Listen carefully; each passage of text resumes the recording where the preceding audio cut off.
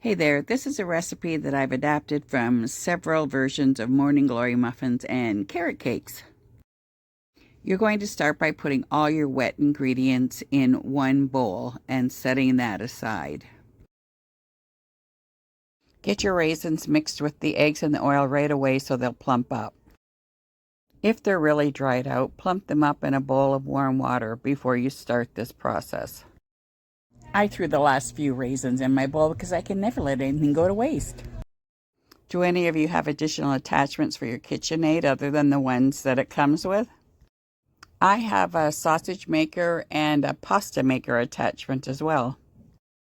I actually like using the attachments for the KitchenAid because then I don't have to pull out the food processor, and it's actually pretty easy to clean up.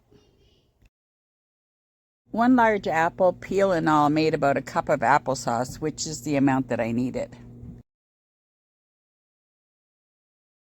Once you get all the wet ingredients in the bowl, give it a good stir.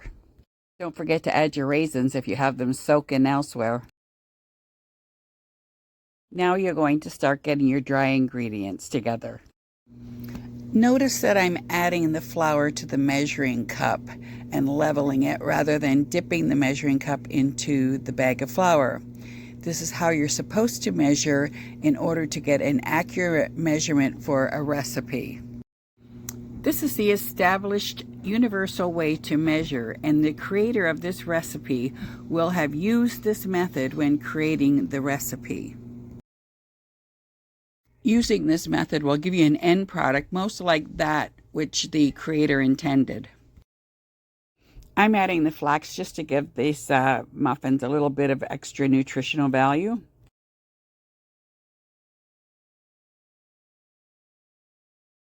I'm using a mix of white and brown, light brown sugars because the brown sugars give additional caramely type flavor to a product. When you use brown sugar in things like cookies, it gives it a softer texture as well. You don't need to use kosher salt. I just happen to have that on hand. Give the dry ingredients a bit of a stir to mix all of the ingredients together, and then add the dry ingredients to the wet mix and stir it. Over mixing can actually give you a tough product because the gluten starts to develop. So just mix it until you don't see any more dry chunks. Now roughly chop your pecans and add the pecans and the coconut to your mixture. Make sure your oven is on, set to 425, and give your batter another stir, making sure that the pecans and the coconut is completely incorporated. Now either spray your muffin tins or put paper liners in them, and I strongly suggest use the paper liners.